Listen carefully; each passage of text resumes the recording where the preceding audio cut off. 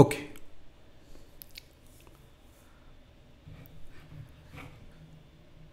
ಕಳೆದ ಬಾರಿ ನಾವು ಮತದ ವಿಚಾರ, ಅಬ್ರಾಹಮಿಕ್ ರಿಲಿಜಿಯನ್ಸ್ ಬಗ್ಗೆ ನೋಡಿದ್ವಿ. ಅದಕ್ಕಿಂತಲೂ ಮುಂಚಿತವಾಗಿ ಜೀವ ಅಂದರೆ ಏನು, ಜೀವ ಅಂತಂದರೆ ಒಂದಿದ್ದರೆ ತಾನೇ ಮೋಕ್ಷಕ್ಕೆ ಹೋಗೋದು, ನಾನು ಅಂತಂಬೋದೇನು ಗೊತ್ತಾಯಿತು. ನಾನು ತಿಳ್ಕೊಳ್ಬೇಕಾದ್ದೇನು, ನಾನು ಮೋಕ್ಷ ಅಂತಂದರೆ ಏನು, ಮೋಕ್ಷದ ಕಾನ್ಸೆಪ್ಟ್ನಲ್ಲಿ ಭಗವಂತನನ್ನು ತಿಳ್ಕೊಳ್ಳೋದು ಇಷ್ಟುವರೆಗೂ ಮಾಡಬೇಕು. ಈ ವಿಚಾರವನ್ನು ಇಂಪಾರ್ಟೆನ್ಸನ್ನು ನೋಡಿದ್ವಿ. ನಂತರ ಆತ್ಮ ಅಂತಂಬೋದಿದೆ ಅಂತ ಗೊತ್ತಾದಾಗ ಅದು ಹೇಗಿದೆ, ಅದರ ಸೈಜ್ ಏನು, ಅದರ ಲೊಕೇಶನ್ ಎಲ್ಲಿರುತ್ತೆ, ಅದರ ಗಮ್ಯಸ್ಥಾನ ಏನು, ಆ ವಿಚಾರಗಳನ್ನು ಚರ್ಚೆ ಮಾಡ್ತಾ ನಾವು ಎಲ್ಲ ಮತಗಳನ್ನು ಟಚ್ ಮಾಡ್ತಾ ಬರ್ತಾಯಿದ್ದೇವೆ. ಈಗ ಇದು ತುಂಬ ಸೆನ್ಸಿಟಿವ್ ಆದ ವಿಚಾರ. ಇಷ್ಟುವರೆಗೂ ನಾವೇನು ನೋಡಿದ್ದೇವೆ ಅದು ಯಾವುದು ಕೂಡ ನಮ್ಮ ಆಚರಣೆಯಲ್ಲಿ ಪರಿಚಯದಲ್ಲಿ ಇಲ್ಲದಂಥ ಮತಗಳ ಬಗ್ಗೆ ನಾವು ಚರ್ಚೆ ಮಾಡಿದ್ವಿ. ನಾಸ್ತಿಕರ ಮತ ಆಗಲಿ, ಮೀಮಾಂಸಕರು, ತಾರ್ಕಿಕರು. ಮೀಮಾಂಸಕರಂತೂ ಇಲ್ಲವೇ ಇಲ್ಲ, ತಾರ್ಕಿಕರಿದ್ದರೂ ಕೂಡ ಅದರ ಅನುಭವ ನಮಗಾಗಿಲ್ಲ. ಅಬ್ರಾಹಮಿಕ್ ರಿಲಿಜಿಯನ್ ಸದ್ಯಕ್ಕೆ ಭಾರತದಲ್ಲಿ ನಮಗೆ ಸಂಬಂಧ ಇಲ್ಲ. ಅವರ ಇಷ್ಟಕ್ಕಿಂತಲೂ ದ್ವೇಷವೇ ಜಾಸ್ತಿ ಇದೆ. ಆದ ಕಾರಣ ಅವರ ಮೇಲೆ ಅವ್ರದ್ದು ಏನಾದರೂ ಇದೊಂದು ಡೆಫಿಷಿಯನ್ಸಿ ಇದೆ ಅಂತಂದರೆ ನಮಗೇನದೇನು ಮನಸ್ಸಿನಲ್ಲಿ ನೋವಾಗಲ್ಲ. ಈಗ ತಿಳ್ಕೊಳ್ಳೋ ಮತಗಳು ನಮ್ಮಲ್ಲಿ ಆಚರಣೆಯಲ್ಲಿ ಇದ್ದಂಥ ಮತಗಳು, ನಮ್ಮ ಕುಟುಂಬಗಳಲ್ಲೇ ಇರುವಂಥದ್ದು. ಯಾಕೆಂದರೆ ತ್ರಿಮತಸ್ಥರಲ್ಲಿ ಎಲ್ಲರಲ್ಲೂ ಮದುವೆ ಮಾಡ್ಕೊಳ್ತಾ ಇದ್ದೇವೆ. ಆದರೆ ಸಿದ್ಧಾಂತ ವಿಚಾರಕ್ಕೆ ಬಂದಾಗ ಯಾರಿಗೆ ಅವರದೇ ಇದೆ.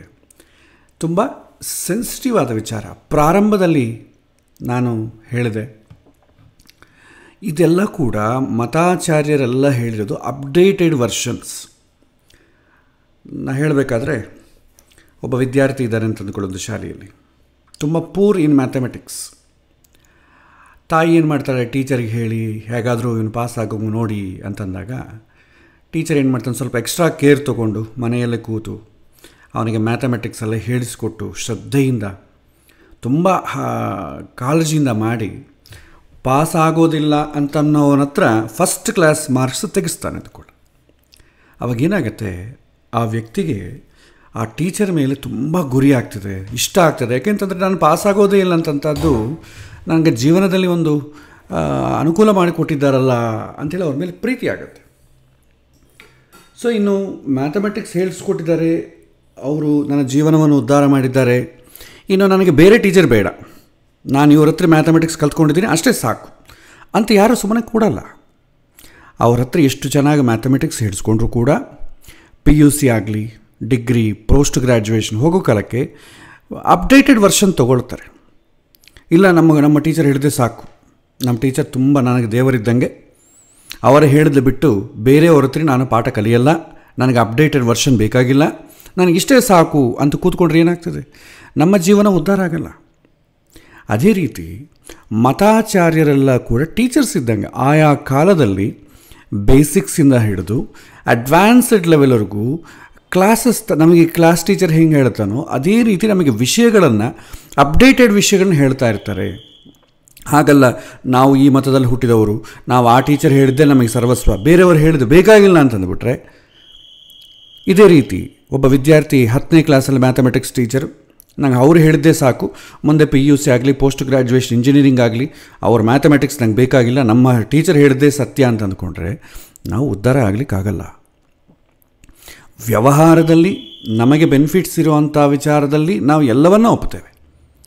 ಆದರೆ ಆಧ್ಯಾತ್ಮಿಕ ವಿಚಾರದಲ್ಲಿ ಇದು ನಮಗೆ ಅನುಭವಕ್ಕೆ ಬರೋದಿಲ್ಲ. ಆದ ಕಾರಣ ನಾವು ಯಾವುದೋ ಒಂದು ಸ್ಟ್ಯಾಂಡ್ ತೊಗೊಂಡ್ಬಿಡ್ತೇವೆ, ಅವ್ರು ಹೇಳಿದ್ದೇ ಸತ್ಯ, ಬೇರೆ ಯಾರ್ದು ನನಗೆ ಬೇಕಾಗಿಲ್ಲ.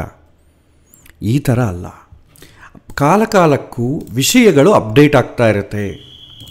ಹಾಗಾಗಿ ಅದನ್ನು ಕೂಡ ನಾವು ನೋಡಬೇಕಾಗತ್ತೆ. ಸೊ ಈ ಮುಂಚಿತವಾಗಿ ಈ ವಿಚಾರಗಳ ಬಗ್ಗೆ ತಿಳ್ಕೊಳ್ಳೋ ಕಾಲಕ್ಕೆ ಮನಸ್ಸನ್ನು ಪ್ರಿಪೇರ್ ಮಾಡಿ.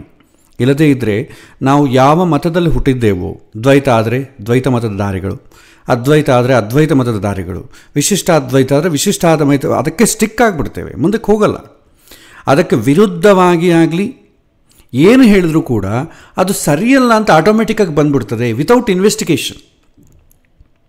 ಸೊ ಈಗ ನೋಡಿ, ನಮ್ಮ ಪ್ರೀತಿ ಮಾಡ್ತಾರಲ್ಲ ಹುಡುಗ ಹುಡುಗಿಯರು, ಅವ್ರಿಗೆ ಇಷ್ಟ ಆಗಿಬಿಟ್ರೆ ಅವನಲ್ಲಿ ಏನೇ ನೆಗೆಟಿವ್ ಇರಲಿ ಅದು ಪಾಸಿಟಿವ್ ಆಗೇ ಇರುತ್ತೆ. ಇಲ್ಲಿ ಪರವಾಗಿಲ್ಲ ಬಿಡಿ, ಮತ್ತು ಭಾಳ ಜನ ಜ್ಯೋತಿಷ್ಯರು ಬರ್ತಾರೆ, ನೋಡಿ ಈ ಜಾತಕ ನೋಡಿ, ಇಲ್ಲಮ್ಮ ಎಲ್ಲೋ ಒಂದು ದೋಷ ಇದೆ, ಪರವಾಗಿಲ್ಲ ಬಿಡಿ, ಅದಕ್ಕೇನಾದರೂ ನಾವು ಶಾಂತಿ ಮಾಡಿಸ್ಕೊಳ್ತೇವೆ. ಆದರೆ ಮದುವೆಯಾದ ಮೇಲೆ ಸಮಸ್ಯೆ ಬಂದಾಗ ಶಾಂತಿ ತೊಗೊಳ್ಬೇಕು ಅಂದರೆ ಅದೇ ಶಾಂತಿ ತೊಗೊಳ್ಳಲ್ಲ. ಇಲ್ಲ ಸರಿ, ಒಂದು ದಿನ ಕೂಡ ಆ ಹುಡುಗಿ ಸರಿ ಇಲ್ಲ, ನಮ್ಮ ಮನೆಗೆ ಇರಬೇಕಾದಂಥದ್ದಲ್ಲ, ಡೈವರ್ಸ್ ಯಾವಾಗ ಆಗುತ್ತೆ ಹೇಳಿ. ನಮಗೆ ಇಷ್ಟ ಆದರೆ ಒಂದು ಸ್ಟ್ಯಾಂಡು, ಇಷ್ಟ ಆಗದೇ ಇದ್ದರೆ ಒಂದು ಸ್ಟ್ಯಾಂಡು. ಇದು ಲಾಜಿಕ್ ಅಲ್ಲ, ಇದು ಶಾಸ್ತ್ರಾಧ್ಯಯನಕ್ಕೆ ಅಥವಾ ವಿಷಯಗಳನ್ನು ತಿಳ್ಕೊಳ್ಳೋ ವಿಚಾರದಲ್ಲಿ ಉಪಯೋಗ ಇಲ್ಲ. ಇದು ಲೌಕಿಕದಲ್ಲೂ ಪ್ರಯೋಜನ ಇಲ್ಲ. ಹಾಗಾಗಿ ನಾವು ಈ ವಿಚಾರದಲ್ಲಿ ತುಂಬ ಬ್ರಾಡ್ ಮೈಂಡೆಡ್ ಆಗಿರಬೇಕು.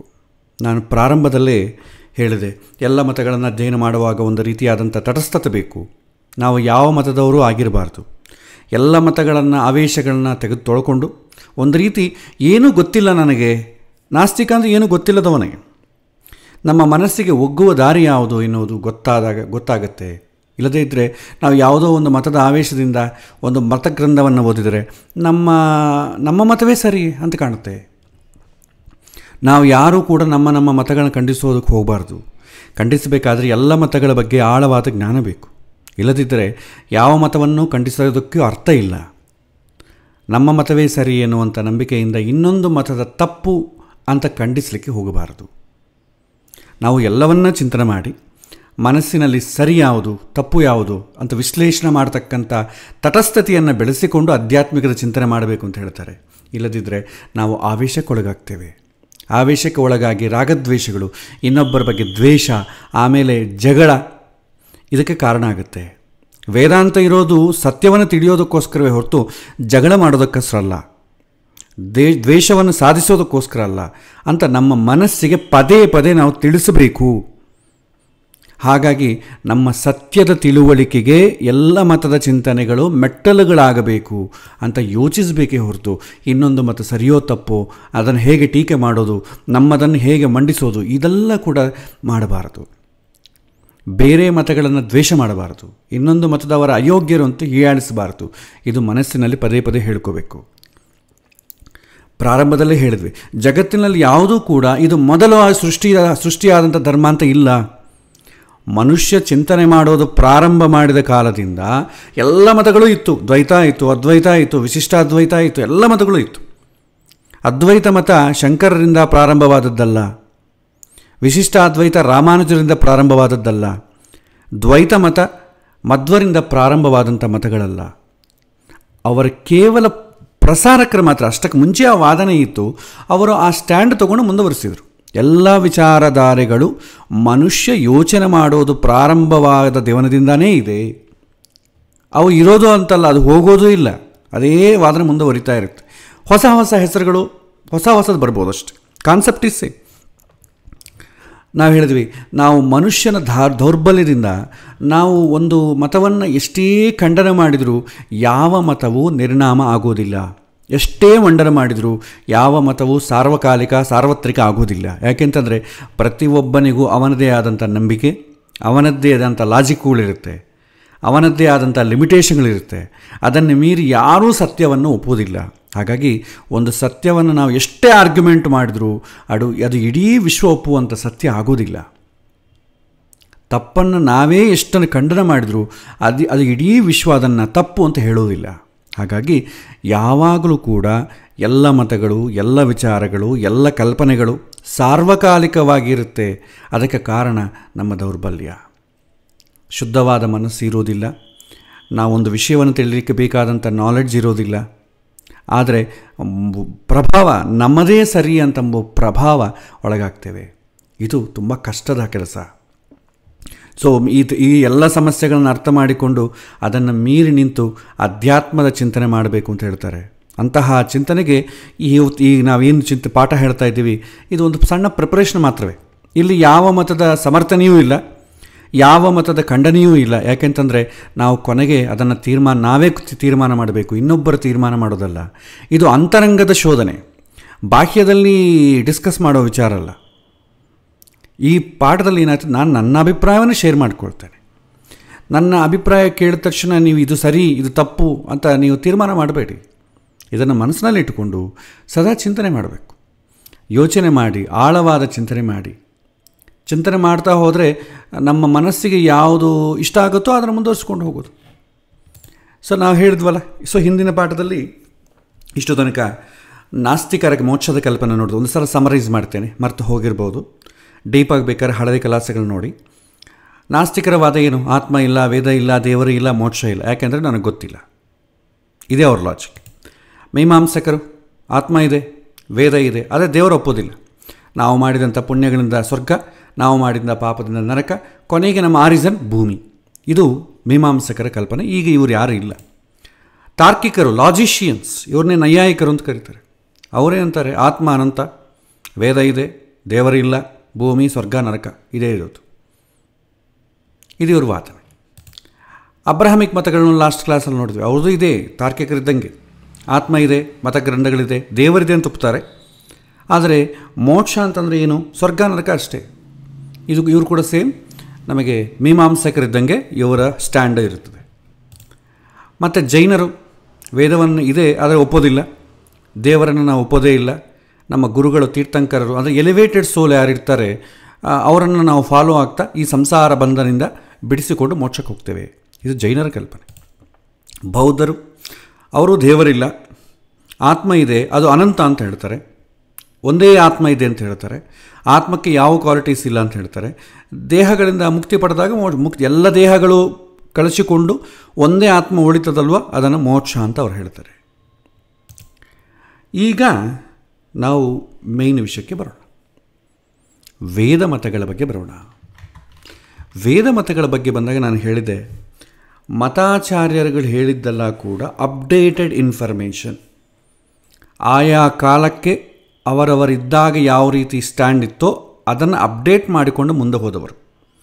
ನಮಗೂ ಗೊತ್ತಿದೆ, ನಮಗೆ ಅಟಾಮಿಕ್ ಸ್ಟ್ರಕ್ಚರ್ ಅಥವಾ ಎಲೆಕ್ಟ್ರಾನಿಕ್ಸ್ ಥಿಯರಿ ನಾವು ನೋಡಿದ್ರೆ ಮೊದಲು ಆಟಮ್ಸ್ ಆರ್ ಪಾರ್ಟಿಕಲ್ಸ್ ಅಂತ ಹೇಳಿದ್ರು ಜೆ ಥಾಮ್ಸನ್. ಅವನ ಮಗ ಪಿ ಜೆ ಥಾಮ್ಸನ್ ಬಂದ, atoms R wave, electrons R waves ಅಂದ. ಮತ್ತು ಇನ್ನೊಬ್ಬನು ಬಂದ, ವೇವಿಕಲ್ಸ್ ನೈದರ್ ವೇವ್ಸ್ ನಾರ್ ಪಾರ್ಟಿಕಲ್ಸ್ ಈ ಥರ ಅಂದ. ಮತ್ತು ಮುಂದೆ we don't know what exactly it is. ಈ ಥರ ಬೆಳೆದು ಬಂತು, ಒಂದಕ್ಕೊಂದು ಅಪ್ಡೇಟೆಡ್. ಇದೇ ರೀತಿ ನಮ್ಮ ಶಾಸ್ತ್ರದಲ್ಲೂ ಇದೆ.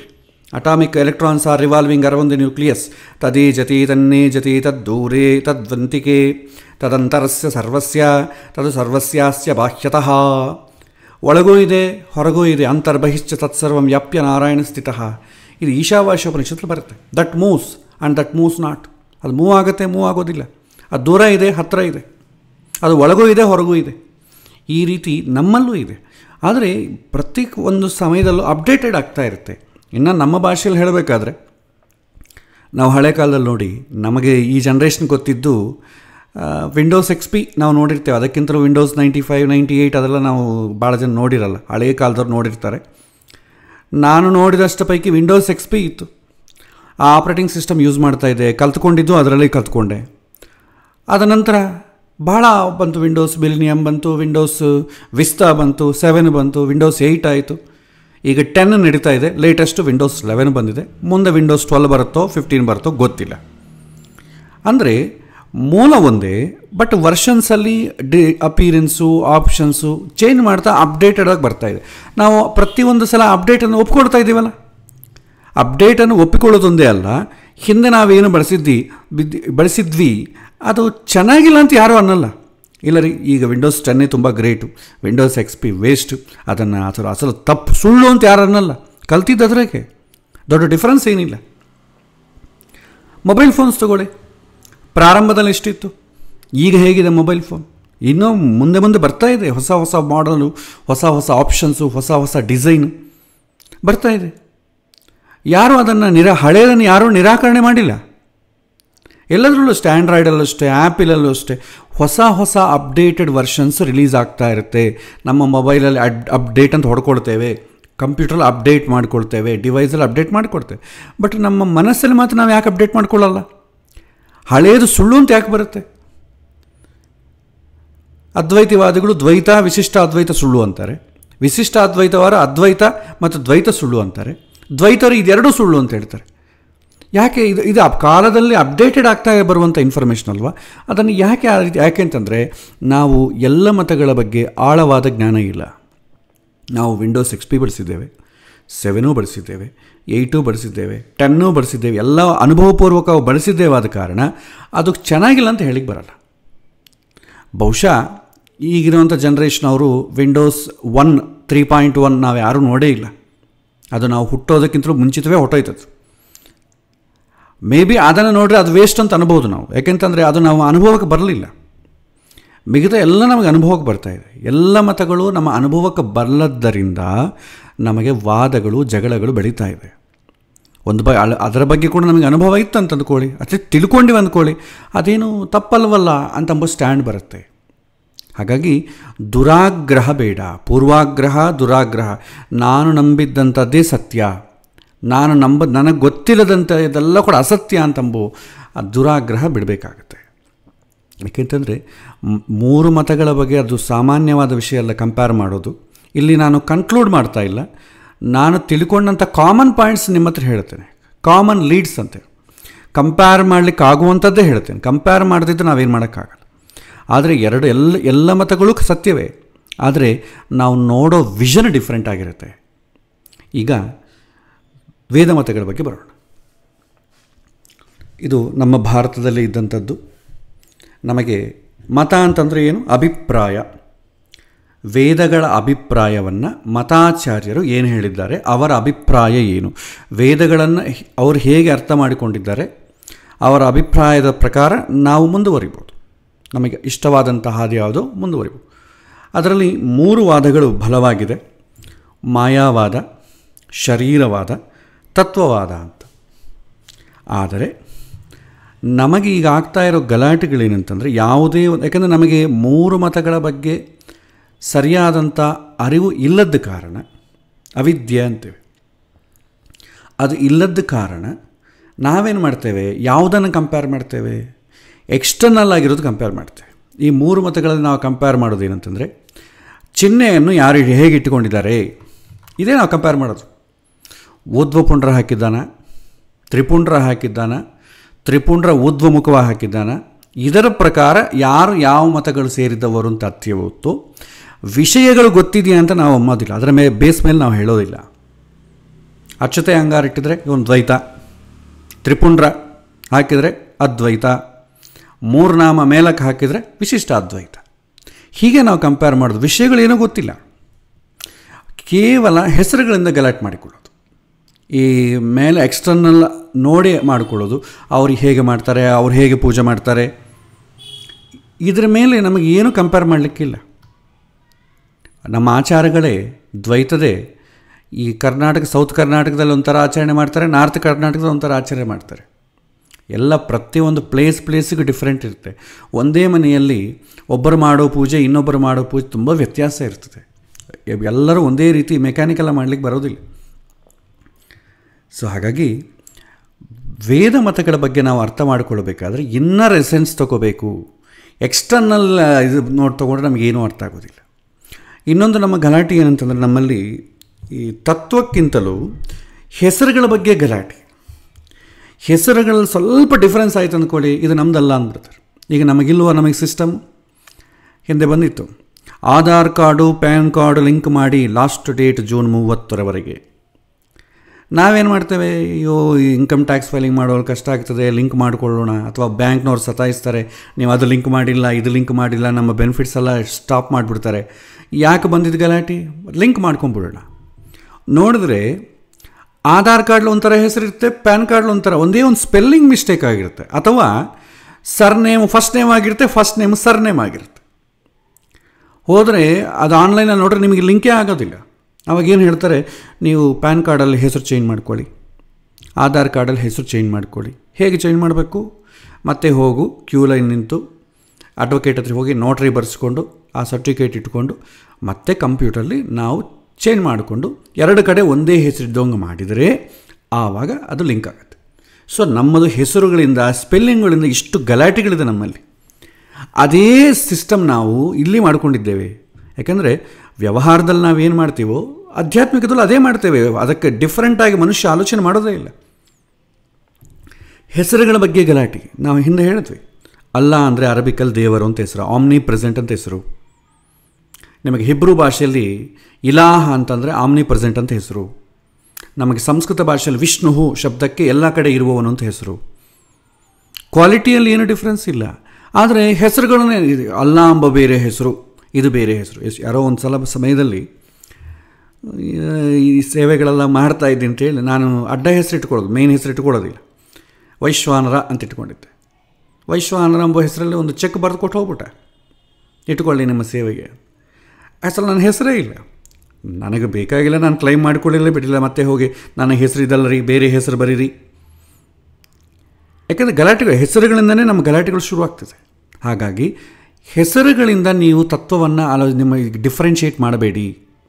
ಒಳಗೆ ಆಳವಾಗಿ ಇನ್ನರ್ ಎಸೆನ್ಸ್ ಯಾಕೆ ಹಾಗೆ ಹೇಳಿದ್ದಾರೆ ಅಂತ ಎಂಬುದು ನೋಡಬೇಕು. ಇವಾಗ ನಮಗೆ ಬಳಕೆಯಲ್ಲಿರೋದು ದ್ವೈತ, ಅದ್ವೈತ, ವಿಶಿಷ್ಟ ಅದ್ವೈತ. ಮೊದಲು ಹೆಸರು ಬಗ್ಗೆ ನೋಡೋಣ, ಯಾಕೆ ಆ ಹೆಸರು ಬಂತು ಅಂತಂಬೋದು ನೋಡೋಣ. ಈಗ ನೋಡಿ, ಹೆಸರು ಬಗ್ಗೆ ನೋಡಬೇಕಾದ್ರೆ ಫಸ್ಟ್ ಹೇಗೆ ಬರಬೇಕು? ಈಗ ನೋಡಿ, ಯಾರು ನಾನು ಕೇಳಿದ್ರೆ ಅಂದ್ಕೊಳ್ಳಿ, ನಿಮಗೆ ಎಷ್ಟು ಜನ ಮಕ್ಕಳು ಅಂತ ಕೇಳಿದ್ರೆ ಏನು ಹೇಳ್ತೇವೆ? ಒಬ್ಬನು ಅಂತ ಹೇಳ್ತೇವೆ. ಇಲ್ಲ ರೀ, ನಮಗೆ ಇಬ್ಬರಲ್ಲ ಅಂತ ಹೇಳಿದ್ರೆ ಹೆಂಗಿರುತ್ತೆ? ಒಬ್ಬನು ಅಂತ ಡೈರೆಕ್ಟಾಗಿ ಹೇಳ್ಬೋದಲ್ವಾ? ನಿಮಗೆ ಕ್ರಾನಾಲಜಿ ಪ್ರಕಾರ ಮೊದಲು ಬಂದಿದ್ದ ಅದ್ವೈತ, ನಂತರ ವಿಶಿಷ್ಟ ಅದ್ವೈತ, ಮತ್ತು ಮೂರನೇದು ದ್ವೈತ. ಹೇಗೆ ಇದು ಸಾಧ್ಯ ಆಗ್ತದೆ? ಈ ಥರ ಗಲಾಟೆಗಳಾಗ್ತದೆ. ಯಾಕೆಂದರೆ ಹೆಸರು ಬಗ್ಗೆ ಸರಿಯಾದಂಥ ಕಲ್ಪನೆ ಇಲ್ಲದಾಗ ಇದು ಶುರುವಾಗ್ತದೆ. ಅದ್ವೈತ, ದ್ವೈತ ಶಬ್ದಕ್ಕೆ ಅರ್ಥ ಇದೆ, ಅದರ ಬಗ್ಗೆ ನೋಡೋಣ. ದ್ವೈತ ಅಂದರೆ ಭಾಳ ವ್ಯವಹಾರದಲ್ಲಿರೋದು ಎರಡು ಅಲ್ಲದ್ದು ಅದ್ವೈತ. ವಿಶಿಷ್ಟವಾಗಿ ಎರಡು ಅಲ್ಲದ್ದು ವಿಶಿಷ್ಟ ಅದ್ವೈತ. ದ್ವೈತ ಅಂದರೆ ಎರಡು. ಅದಕ್ಕೆ ಮಧ್ವಾಚಾರ್ಯರು ಬೆಟ್ಟುಗಳು ಹಿಂಗೆ ಎರಡು ಇಟ್ಕೊಂಡಿದ್ದಾರೆ. ಸ್ವತಂತ್ರ ಅಸ್ವತಂತ್ರಸ್ಯ ದ್ವಿವಿಧಂ ತತ್ವಮುಚ್ಯತೆ. ಭಾಳ ಜನ ಎರಡು ಹಿಂಗೆ ಇಟ್ಕೊಂಡಿದ್ರೆ 2 ಗಂಟೆಗೆ ಊಟ, ಮಠಗಳಿಗೆ ಹೋಗಿ ಮಧ್ವಾಚಾರ್ಯ ಟೈಮಿಗೆ ಊಟ ಆಗತ್ತೆ ರೀ ಅಂತ ಕೇಳ್ತಾರೆ. ಯಾಕಂದರೆ ನಮ್ಮ ತತ್ವ ಎಲ್ಲ ಕೂಡ ಹೀಗೆ ಹೋಗುತ್ತೆ. ಆ ಫೋಟೋಗಳು ಗಲಾಟೆ, ಅಕ್ಷತೆ ಅಂಗಾರ ಕಲಿಸಿದ್ದಾರೆ, ಅಕ್ಷತೆ ಅಂಗಾರ ಬೇರೆ ಮಾಡಿದ್ದಾರೆ, ಇವನು ನಮ್ಮ ಮಠದವನಲ್ಲ, ಎಷ್ಟು ಗಲಾಟೆ. ತತ್ವ ಹೆಂಗೆ ಅರ್ಥ ಆಗ್ತದೆ? ಹಾಗಾಗಿ ಈ ಹೆಸರುಗಳಿಂದ ಗಲಾಟೆ ಮಾಡಿಕೊಳ್ಬೇಡಿ. ದ್ವೈತ, ಅದ್ವೈತ, ವಿಶಿಷ್ಟ ಅದ್ವೈತ ಇದು ಮತಾಚಾರ್ಯರು ಇಟ್ಟಂಥ ಹೆಸರು ಅಲ್ಲ. ಇದು ನಾವು ಮಾಡಿಕೊಂಡಂಥ ಹೆಸರು. ಅವರು ಯಾರೂ ಕೂಡ ಇಟ್ಟಿಲ್ಲ. ಶಂಕರಾಚಾರ್ಯರು ಇಟ್ಟಿದ್ದು ಮಾಯಾವಾದ, ವಿಶಿಷ್ಟಾದ್ವೈತ ರಾಮಾನುಜರಿಟ್ಟಿದ್ದು ಶರೀರವಾದ ಅಥವಾ ಶೇಷೀಭಾವ, ಮತ್ತು ಮಧ್ವಾಚಾರ್ಯರಿಟ್ಟಿದ್ದು ತತ್ವವಾದ. ಇಷ್ಟೇ. ಎಲ್ಲರೂ ಹಿಂದೆ ಅದೇ ಹೆಸರಿಂದ ಕರೀತಾರೆ. ತದುಕ್ತಂ ತತ್ವವಾದ ಗುರುಬಿಹಿ, ತತ್ವವಾದ ಗುರುಗಳಾದಂಥ ಮಧ್ವಾಚಾರ್ಯರು ಈ ರೀತಿ ಹೇಳಿದ್ದಾರೆ ಅಂತ ಹಿಂದೆ ಈ ಥರ ಕೋಟ್ ಬರ್ತಿತ್ತು. ಆದರೆ ದ್ವೈತ, ಅದ್ವೈತ, ವಿಶಿಷ್ಟ ಅದ್ವೈತ ಇದು ಜಗಳಾಡ್ಕೊಳ್ಳಿಕ್ಕೆ, ಹೋರಾಟ ಮಾಡಲಿಕ್ಕೆ, ಕಸರತ್ತಿಗೆ, ಇದು ಪಂಡಿತರ ಕಸರತ್ತಿನಿಂದ ಬಂದಂತಹ ಹೆಸರು. ಇದು ಒರಿಜಿನಲ್ ಆಗಿದ್ದಂಥ ಹೆಸರಲ್ಲ. ಹಾಗಾಗಿ ನಾವು ಹೆಸರುಗಳಿಂದನೇ ಗಲಾಟೆ ಮಾಡಿಕೊಳ್ಳೋದ್ರಿಂದ ಫಸ್ಟು ಹೆಸರಿನ ಅರ್ಥ ತಿಳ್ಕೊಳ್ಬೇಕು. ಅರ್ಥ ತಿಳ್ಕೊಂಡ್ರೆ ಗೊತ್ತಾಗ್ತದೆ, ಇಲ್ಲದ್ರೆ ಇಲ್ಲ. ಇದಕ್ಕೆ ಈ ಶಬ್ದಕ್ಕೆ ನೋಡಿ 2 ರೀತಿಯ ಅರ್ಥ ಇದೆ. ದ್ವೈತ ಅಂತಂದರೆ ಒಂದು ವ್ಯವಹಾರ ಸಂಸ್ಕೃತ, ಅಂದರೆ ಈಗಿರೋ ಸಂಸ್ಕೃತದಲ್ಲಿ ಏನು ಅರ್ಥ ಹೇಳ್ತಂದರೆ, ದ್ವಿಶಬ್ದೋ ದ್ವಿತ್ವಸಂಖ್ಯಾಯಾಮ್ ಭೇದೇ ಚಾಪಿ ಪ್ರಯುಜ್ಯತೆ. ಭೇದ ಅಂತ ಅರ್ಥ. ಭೇದ ಅಂತಂದ್ರೆ ಏನು? 2 ಬೇರೆ ಬೇರೆ. ಅದ್ವೈತ ಅಂತಂದರೆ ಅರ್ಥ ಏನಂತಂದರೆ ಭೇದ ಇಲ್ಲದ್ದು. ದ್ವೈತ ಅಂದರೆ ಭೇದ ಅಲ್ವಾ? ಭೇದ ಇಲ್ಲದ್ದನ್ನು ಅದ್ವೈತ ಅಂತಾರೆ. ಅದ್ವೈತ ಅಂತಂಬೋ ಕಾನ್ಸೆಪ್ಟ್ ಬರಬೇಕಾದ್ರೆ, ಭೇದ ಇಲ್ಲದ್ದು ಅಂತ ಬರಬೇಕಾದ್ರೆ ಮೊದಲು ಭೇದ ಇದೆ ಅಂತ ಎಂಬೋ ಕಾನ್ಸೆಪ್ಟ್ ಇದ್ರೇ ಬರ್ತದೆ. ಇಲ್ಲದ್ರೆ ಆ ಪ್ರಶ್ನೆಯೇ ಬರಲ್ಲ. ಅಂದರೆ ಏನು, ಇದಕ್ಕೇನಾಗ್ತಾಗತ್ತೆ? ಎಲ್ಲ ಕಾಲದಿಂದ ಎಲ್ಲ ಮತಗಳು ಇತ್ತು ಅಂತ ಗೊತ್ತಾಗ್ತದೆ. ವಿಶಿಷ್ಟ ಅದ್ವೈತ ಅಂದರೆ ವಿಶಿಷ್ಟವಾಗಿ ಭೇದ ಇಲ್ಲದ್ದು. ದ್ವೈತ ಅಂತಂದರೆ ಭೇದ ಇರುವುದು ಅಂತ ಅರ್ಥ. ಭೇದ ಅಂತಂದರೆ ದ್ವೈತದಲ್ಲಿ ಏನು ಹೇಳ್ತಾರೆ? ಪಂಚಭೇದ. ಅಂದರೆ ಒಂದು ಜೀವಕ್ಕೂ ಇನ್ನೊಂದು ಜೀವಕ್ಕೂ ಭೇದ ಇದೆ. ಜಡ ಪದಾರ್ಥಗಳಿರ್ತಾವಲ್ಲ, ತಂಬಿಗೆ, ಮಡಕೆ, ಜೀವಕ್ಕೂ ಜಡಕ್ಕೂ ಭೇದ ಇದೆ. ಜೀವಕ್ಕೂ ಭಗವಂತನಿಗೂ ಭೇದ ಇದೆ. ಭಗವಂತನಿಗೂ ಜಡಕ್ಕೂ ಭೇದ ಇದೆ. ಜಡಕ್ಕೂ ಭೇದ ಇದೆ. ಸೊ ಪಂಚಭೇದ ಅಂತ ಹೇಳ್ತಾರೆ. ಇದರ ಬಗ್ಗೆ ನಾವು ಡೀಪಾಗಿ ಹೋಗೋದು ಬೇಡ. ನಿಮಗೆ ಜಸ್ಟ್ ಭೇದ ಅಂತ ಅಂಬೋದಕ್ಕೆ ನಾನು ಇದು ಎಕ್ಸ್ಪ್ಲೈನ್ ಮಾಡಿದೆ. ಅಂದರೆ ಈ ಸೃಷ್ಟಿಯಲ್ಲಿ ಭಗವಂತ ಏನು ಸೃಷ್ಟಿ ಮಾಡಿದ್ದಾನೋ ಪ್ರತಿಯೊಂದಕ್ಕೂ ಭೇದ ಇದೆ ಅಂತಂಬೋ ಅಭಿಪ್ರಾಯದೇ ಈ ದ್ವೈತ. ಅಸಲು ಭಗವಂತನ ಸೃಷ್ಟಿಯಲ್ಲಿ ಯಾವುದಕ್ಕೂ ಭೇದ ಇಲ್ಲ ಅಂತಂಬೋದೇ ಅದ್ವೈತ. ಶಬ್ದಾರ್ಥನ ಹೇಳ್ತಾ ಇದೆ. ಭೇದ ಇದೆ ಆದರೆ ತಾರತಮ್ಯ ಇಲ್ಲ ಅಂತಂಬೋದೇ ವಿಶಿಷ್ಟ ಅದ್ವೈತ ಅಂತ ಹೇಳ್ತಾರೆ. ಇದು ವ್ಯವಹಾರ ಸಂಸ್ಕೃತದಲ್ಲಿರುವಂಥ ಅರ್ಥ. ಆದರೆ ಪ್ರಾಚೀನ ಸಂಸ್ಕೃತದಲ್ಲಿ ಒಂದು ಅರ್ಥ ಇದೆ ವೇದಕ್ಕೆ, ದ್ವೈತ ಎಂಬ ಶಬ್ದಕ್ಕೆ. ಅಪೇಕ್ಷ್ಯ ವಸ್ತು ಯಾದಾತ್ಮ್ಯಾತ್ ದ್ವಿತ್ವಂ ಅನ್ಯಸ್ವರೂಪತ ಇಂದಾತಾಮಿತಿ ಧಾತೋಸ್ತು ತಜ್ಞಾನಂ ದ್ವೈತಮುಚ್ಯತೆ. ಹಿಂದೆ ಬಳಸ್ತಾ ಇದ್ದಂಥ ಪ್ರಾಚೀನ ಸಂಸ್ಕೃತದಲ್ಲಿ ಇದ್ದಂಥದ್ದು. ಅಂದರೆ ಅಮರಕೋಶದಲ್ಲಿ ಈ ಸಹ ನಾವು ಡೀಪ ಹೋದರೆ ಅಮರಕೋಶದಲ್ಲಿ ಕೂಡ ಇವತ್ತಿನ ಅಮರಕೋಶ ಸಿಗೋದಿಲ್ಲ. ಪ್ರಾಚೀನ ಅರ್ಥ ಬಂದು ವಸ್ತು ಹೇಗೆ ಇದೆಯೋ ಅದಕ್ಕೆ ಭಿನ್ನವಾಗಿ ತಿಳಿದುಕೊಳ್ಳೋದು ದ್ವೈತ ಅಂತಂತಾರೆ. ಅಂದರೆ ಏನು, ಒಂದು ಸತ್ಯ ಇದೆ ಅಂತ ಅಂದ್ಕೊಳ್ಳಿ, ಅದಕ್ಕೆ ಭಿನ್ನವಾಗಿ ಏನು ತಿಳ್ಕೊಳ್ತೇವೆ, ಅಸತ್ಯ ಅಂತೇವೆ, ಅಂದರೆ ತಪ್ಪು ತಿಳುವಳಿಕೆ. ಅದ್ವೈತ ಅಂದರೆ ಏನು, ಸರಿಯಾದ ತಿಳುವಳಿಕೆ. ಅಂದರೆ ಏನು, ಶಂಕರಾಚಾರ್ಯರು ಬರೋದಕ್ಕಿಂತಲೂ ಮುಂಚಿತವಾಗಿ ಆಗಿನ ಸಂದರ್ಭದಲ್ಲಿ ಬೌದ್ಧ ಮತ ಇತ್ತು. ಬೌದ್ಧ ಮತದಲ್ಲಿ ಅವರು ಹೇಳಿದಂಥ ವಿಚಾರಗಳೆಲ್ಲ ಕೂಡ ಸರಿಯಾದ ತಿಳುವಳಿಕೆ ಅಲ್ಲ, ತಪ್ಪು ತಿಳುವಳಿಕೆ. ಆದ ಕಾರಣ ತಪ್ಪು ತಿಳುವಳಿಕೆ ಅಲ್ಲದ್ದು ಯಾವುದು ನಮ್ಮ ತತ್ವ. ಅದಕ್ಕೆ ಅವರು ಅದ್ವೈತ ಅಂತ ಹೆಸರಿಟ್ಟರು. ಅದ್ವೈತ ಅಂತಂದರೆ ತಪ್ಪು ಸರಿಯಾದ ತಿಳುವಳಿಕೆ ಅಂತ ಅರ್ಥ. ಮತ್ತು ದ್ವೈತ ಅಂದ್ರೇನು, ತಪ್ಪು ತಿಳುವಳಿಕೆ ಅಂತ ಬರುತ್ತೆ. ಅದು ಯಾರಾದರೂ ಮತಾಚಾರ್ಯರು ಆ ರೀತಿ ಹೆಸರಿಡ್ತಾರ? ಮಧ್ವಾಚಾರ್ಯರು ನಮ್ಮದು ದ್ವೈತ ಅಂದರೆ ಅವ್ರದ್ದು ಅದ್ವೈತ ಆದರೆ ನಮ್ಮ ತಪ್ಪು, ಅವ್ರದ್ದೇ ತಪ್ಪು ತಿಳುವಳಿಕೆ ಅಂದು ಅಥವಾ ನಾವು ಸರಿಯಾದೋ, ಯಾಕೆಂದರೆ ಅವ್ರದ್ದು ತಪ್ಪು ಅಂತ ಆಯ್ತು ಅಂದ್ಕೊಳ್ಳಿ. ಅದ್ವೈತ ಅಂತಂದರೆ ಅದಕ್ಕೆ ಭಿನ್ನವಾದದ್ದು, ನಾವು ಸರಿಯಾದ ತಿಳುವಳಿಕೆ. ಸೊ ಇದೇನಾಗುತ್ತೆ ಅಂದರೆ ಲಾಜಿಕ್ಕಿಗೆ ಗೊಂದಲ ಗಿಡಿಸುವಂಥದ್ದು. ಈ ರೀತಿ ಹೆಸರುಗಳು ಹಿಂದೆ ಯಾವ ಪುಸ್ತಕದಲ್ಲಿ ಸಿಗಲ್ಲ. ಮಾಡ್ರನ್ ಇನ್ವೆನ್ಷನಲ್ಲಿ ಮಾಡ್ರನ್ ಪಂಡಿತರು ಬರೆದಂಥ ಪುಸ್ತಕಗಳಲ್ಲಿ ಈ ಹೆಸರುಗಳೇ ಇರ್ತದೆ, ದ್ವೈತ, ಅದ್ವೈತ, ವಿಶಿಷ್ಟ ಅದ್ವೈತ. ಆದರೆ ಪ್ರಾಚೀನದಲ್ಲಿ ಆ ರೀತಿ ಇಲ್ಲ. ಸೊ ಪ್ರಾಚೀನದಲ್ಲಿ ಇದ್ದಂಥದ್ದೇನು, ಮಾಯಾವಾದ, ಶರೀರವಾದ, ತತ್ವವಾದ. ಈ ಹೆಸರುಗಳಿಗೂ ಅವರು ಹೇಳುವಂಥ ಅಭಿಪ್ರಾಯ ಏನಿದೆ ಅದಕ್ಕೆ ಸರಿಯಾಗಿರ್ತದೆ. ಅದನ್ನು ನಾವು ಒಂದೊಂದು ನೋಡೋಣ. ಮಾಯಾವಾದ ಅಂತ ಹೆಸರು ಯಾಕೆ ಬಂತು, ಶರೀರವಾದ ಅಂತ ಹೆಸರು ಯಾಕೆ ಬಂತು ಅಂದರೆ ನಾವು ಇನ್ಡೆಪ್ತ್ ಹೋಗೋದು ಬೇಡ. ಎಲ್ಲ ಮತದ ಪ್ರತಿಯೊಂದು ಕಂಪೇರ್ ಮಾಡುವಂಥ ಪ್ರಯತ್ನ ಮಾಡೋದಿಲ್ಲ. ಮೋಕ್ಷದ ವಿಚಾರದಲ್ಲಿ ಮಾತ್ರ ಇವರ ಸ್ಟ್ಯಾಂಡ್ ಏನು ಅಂತ ನೋಡೋಣ. ಮೋಕ್ಷದ ವಿಚಾರದಲ್ಲಿ ಬೇರೆ ಎಲ್ಲ ನಮಗೆ ಅಪ್ರಸ್ತುತ. ಅದಕ್ಕೆ ನೀವು ಮತ್ತೆ ವೇದಿಕ್ ಸ್ಕೂಲಿಗೆ ಹೋಗಬೇಕಾಗತ್ತೆ, ಗಲಾಟೆ ಮಾಡ್ಕೊಳ್ಬೇಕಾಗತ್ತೆ. ಸೊ ಈಗ ಸದ್ಯ ಆ ಪ್ರಯತ್ನ ನಾನು ಮಾಡೋದಿಲ್ಲ. ಸೊ ಇಲ್ಲಿ ನಾನು ಹೇಳೋದು ಒಂದೇ, ಅವರು ಹಾಕ್ಕೊಂಡಂಥ ವೇಷಭೂಷಣಗಳು ಅಥವಾ ಅವರು ಧರಿಸಿದಂಥ ಚಿಹ್ನೆಗಳು, ಅವರು ಮಾಡುವಂಥ ಪೂಜೆಗಳು, ಅವರ ಮಾಡುವಂಥ ಆಚಾರಗಳಿಂದ ಈ ಮೂರು ಮತಗಳು ಭಿನ್ನ ಅಂತ ನೀವು ತಿಳ್ಕೊಳ್ಬೇಡಿ, ಅದು ಮೂರ್ಖತನ ಆಗ್ತದೆ. ಎರಡನೇದು, ಅವರು ಬಳಸ್ತಾ ಇರುವಂಥ ಶಬ್ದ ಏನಿದೆ ಆ ಶಬ್ದ ಕೂಡ ಪೂರ್ತಿ ಅವೈದಿಕ. ಆ ಶಬ್ದಗಳಿಂದ ನೀವು ಅವರನ್ನು ತಿಳಿಬೇಡಿ. ಅವರು ದ್ವೈತ ಮತವರು, ಇವರು ಅದ್ವೈತರು, ಇವರು ವಿಶಿಷ್ಟ ಅದ್ವೈತ, ಆ ಹೆಸರುಗಳೇ ತಪ್ಪು. ಸೊ ಹಾಗಾಗಿ ಅದರಿಂದ ನೀವು ಮೂರು ಮತಗಳನ್ನು ಡಿಫ್ರೆನ್ಷಿಯೇಟ್ ಮಾಡೋದಾಗಲಿ ಅವರನ್ನು ವಿಶ್ಲೇಷಣೆ ಮಾಡೋದಾಗಲಿ ಮಾಡಿದರೆ ಮೂರ್ಖತನ ಆಗ್ತದೆ. ಹಾಗಾಗಿ ಈ ಮೂರು ಹೆಸರುಗಳು ಅದು ಸಂಸ್ಕೃತ ಪ್ರಕಾರ, ಪ್ರಾಚೀನ ಸಂಸ್ಕೃತ ಪ್ರಕಾರ ತಪ್ಪು. ಮಾಡ್ರನ್ ಸಂಸ್ಕೃತ ಪ್ರಕಾರ ಭೇದ ಅಂತ ಹೇಳುತ್ತೆ. ಆದರೆ ಇದು ಪ್ರಾಚೀನದಲ್ಲಿ ಇದೊಂದು ತಪ್ಪುತ್ತಿದಲ್ವ.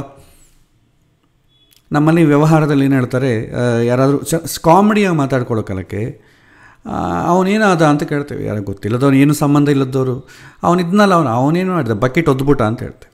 ಬಕೆಟ್ ಒದ್ದುಬಿಟ್ಟ ಅಂದ್ರೆ ಏನೋ ಸತ್ತೋಗಿದ್ದಾನೆ ಅಂತ ಅರ್ಥ. ಆದರೆ ನಾವು ಎಲ್ಲ ಕಾರ್ಡ್ಸಲ್ಲಾಗಲಿ ಎಲ್ಲಾದರೂ ಬರಿಬೇಕಾದ್ರೆ ಉದ್ವಮುಖ ಪ್ರವೇಶ ಮಾಡಿದ್ದಾರೆ, ಸ್ವರ್ಗಸ್ಥರಾಗಿದ್ದಾರೆ, ಕೀರ್ತಿಶೇಷರಾಗಿದ್ದಾರೆ, ಈ ಥರ ತುಂಬ ಸುಂದರವಾಗಿ ಬಳಸ್ತೇವೆ. ಆದರೆ ಇದನ್ನು ಬರಿಬೋದಲ್ವ, ನಾವು ಬರೆಯೋದಿಲ್ಲ. ಹಾಗೆಯೇ ಇನ್ನರ್ ಎಸೆನ್ಸ್ ಏನಿದೆ, ನಿಮಗೆ ಯಾಸ್ಕ ಅಂತ ಬರೀತಾರೆ.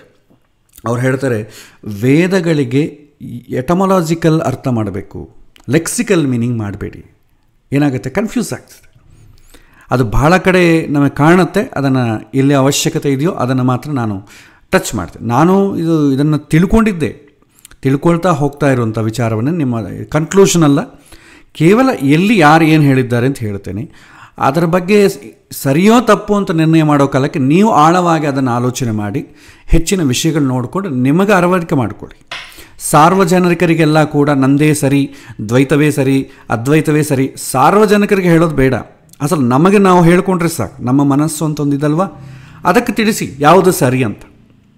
ಬೇರೆಯವ್ರ ಹತ್ರ ನಾವು ಆರ್ಗ್ಯುಮೆಂಟ್ ಮಾಡೋದು ಬೇಡ. 3 ಥರ ಆರ್ಗ್ಯುಮೆಂಟ್ಸ್ ಇರುತ್ತೆ: ಚರ್ಚೆ ಅಥವಾ ಸಂವಾದ, 2ನೇದು ಜಲ್ಪ, 3ನೇದು ವಿತಂಡವಾದ. ಚರ್ಚೆ ಯಾವಾಗೂ ಹೆಂಗೆ ನಡೀತದೆ, ಸೇಮ್ ವೇವ್ ಲೆಂಗ್ತ್ ಇರುವಂಥವ್ರು, ಸೇಮ್ ಎಜುಕೇಷನಲ್ ಕ್ವಾಲಿಫಿಕೇಷನ್ ಅವರಿಬ್ಬರು ಮಾತಾಡಿಕೊಂಡ್ರೆ ಬರೀ ಚರ್ಚೆ ಅಥವಾ ಸಂವಾದ ಆಗ್ತದೆ. ಅಂದರೆ ಜಸ್ಟ್ ವಿಷಯಗಳನ್ನು ಎಕ್ಸ್ಚೇಂಜ್ ಮಾಡ್ಕೊಳ್ತಾರೆ, ಥಾಟ್ಸನ್ನು ಎಕ್ಸ್ಚೇಂಜ್ ಮಾಡ್ಕೊಳ್ತಾರೆ. ಜಲ್ಪ ಅಂತಂದರೆ ನಾನು ಏನು ಮಾಡ್ತೀನಿ, ವಿಷಯಗಳನ್ನ ಎಕ್ಸ್ಚೇಂಜ್ ಮಾಡ್ಕೊಳ್ಳೋದು ಅಲ್ಲದೆ ನಾನು ಹೇಳೋದು ಸರಿ ಅಂತ ಪ್ರೂವ್ ಮಾಡ್ಕೊಳ್ಳೋಕೆ ಪ್ರಯತ್ನ ಮಾಡ್ತೀನಿ. ಅದು ಸರಿಯಲ್ಲ. 3ನೇದು ವಿತಂಡವಾದ. ನನಗೇನೂ ಗೊತ್ತಿಲ್ಲದೇ ಇದ್ದರೂ ಕೂಡ ನನಗೆ ಗೊತ್ತಿದ್ದದ್ದೇ ಸರಿ, ಎಲ್ಲರೂ ಅದನ್ನೇ ಒಪ್ಪಬೇಕು ಅಂತಂಬ ಪ್ರಯತ್ನ ಮಾಡ್ತೇನೆ. ಅದನ್ನು ವಿತಂಡವಾದ ಅಂತೇವೆ. ಸೊ ಜನಗಳ ಜೊತೆ ಆರ್ಗ್ಯುಮೆಂಟ್ ಆದರೆ ಈ ರೀತಿ ಇರ್ತದೆ. ಸಂವಾದ, ಚರ್ಚೆ ಸೇಮ್ ವೇವ್ ಲೆಂಗ್ತ್ ಇದ್ದರೆ ವಿಷಯಗಳನ್ನ ಎಕ್ಸ್ಚೇಂಜ್ ಮಾಡ್ಕೊಳ್ಳೋದು ಒಳ್ಳೆಯದು.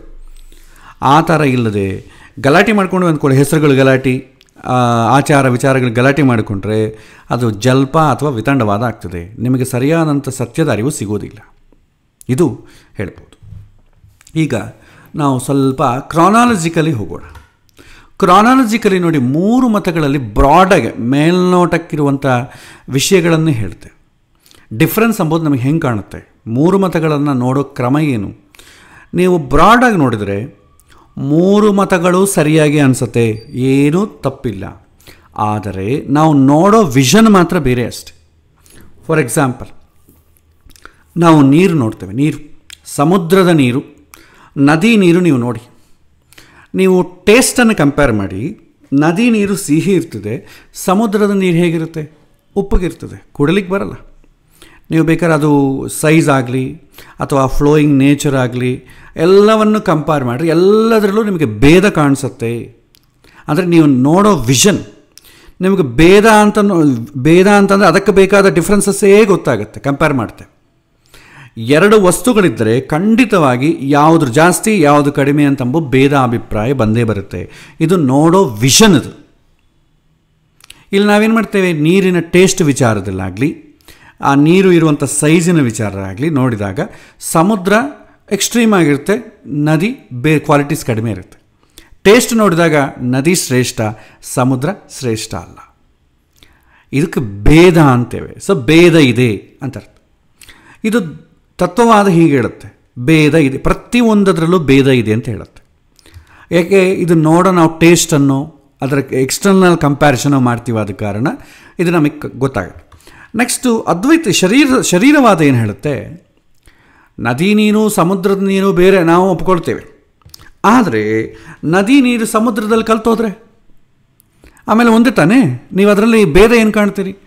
ಒಂದು ಸಲ ಉಪ್ಪು ನೀರಲ್ಲಿ ಸಿಹಿ ನೀರು ಹಾಕಿದರೆ ಅದು ಉಪ್ಪಿಗೆ ಆಗಿಬಿಡ್ತದೆ, ಮತ್ತು ಅದರಲ್ಲಿ ಭೇದ ಏನು ನೋಡೋದು?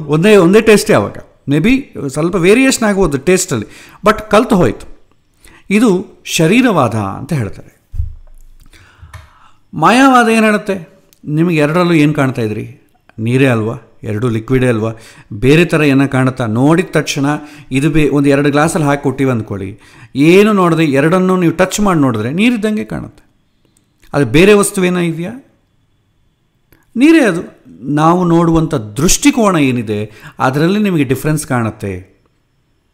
ಮಾಯಾವಾದದಲ್ಲಿ ನೀವು ಒಂದೇ ಥರ ನೋಡ್ತೀರಿ, ತುಂಬ ಭೇದ ಇದೆ ಅಂತಂಬೋದು ನೋಡೋದಿಲ್ಲ. ನೋಡ್ರಿ, ನದಿಯಲ್ಲಿರೋದನ್ನು ನೀರೇ ಅಂತೀವಿ, ಸಮುದ್ರದಲ್ಲಿರೋದು ನೀರೇ, ಬೇರೆ ಘನ ಪದಾರ್ಥ ಅಲ್ಲ, ವಾಯು ಪದಾರ್ಥ ಅಲ್ಲ. ಆ ರೀತಿ ಬ್ರಾಡಾಗಿ ನೋಡೋದು.